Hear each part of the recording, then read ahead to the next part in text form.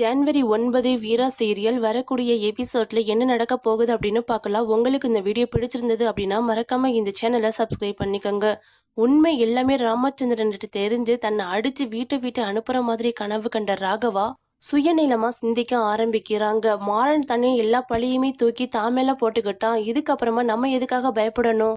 இந்த உண்மையை மறைச்சு எல்லா பழியையுமே தூக்கி மாறன் மேலேயே போட்டாரலாம். நம்ம கண்மணி கூட சந்தோஷமா நிம்மதியா இருக்கலாம். அப்பதான் அப்பாவுக்கு பிடிச்ச பையனாவும் இருக்க முடியும்.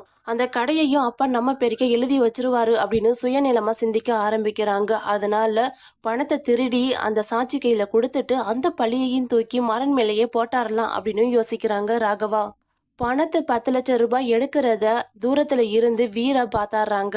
வீட்டுல இருந்த 10 லட்சம் ரூபாய் பணத்தை காணோம் அப்படின்னு வீட்டுல இருக்கிற எல்லாரையுமே கூப்பிட்டு விசாரிச்சுக்கிட்டு இருக்கிறாங்க ராமச்சந்திரன். அப்பதான் அந்த பணம் வள்ளி கையில இருக்கிறத பாக்குறாங்க. ஒருவேளை மாறன் தான் திருடி இருப்பான் அப்படிங்கிறதையும் ராமச்சந்திரனே முடிவு எடுத்தாடுறாங்க. இதுக்கப்புறமா நான் இந்த வீட்டுல இருக்க மாட்டேன் அப்படின்னு சொல்லிட்டு வீட்டை விட்டும் கிளம்புறாங்க மாறன்.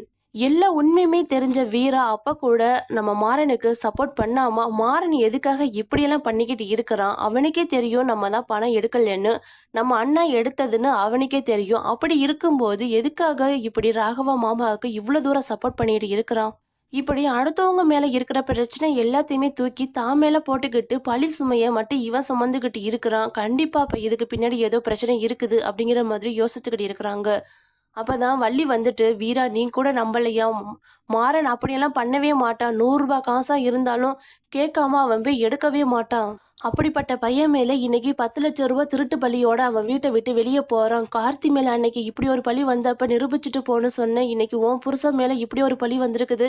அவனும் வீட்டை விட்டு வெளியே போறேன்னு சொல்லிட்டு இருக்கிறான். நீ எதுவுமே சொல்லாம இருக்கிறிய வீரா, தயவு செஞ்சு அவனை நம்பு. அவன் இப்படியெல்லாம் பண்ணிருக்க மாட்டான் அப்படின்னு சொல்றாங்க.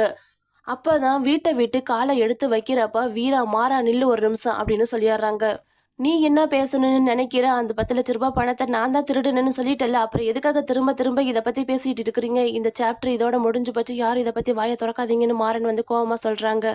சரி மாறா, அந்த 10 லட்சம் ரூபாய் எடுத்தது நீயாவே இருக்கட்டும். என்னத்துக்காக இந்த 10 லட்சம் ரூபாய் எடுத்த? செலவுக்காக நீ எடுத்திருந்தா அது என்ன செலவுன்னு என்கிட்ட சொல்லு அப்படின்னு கேக்குறாங்க.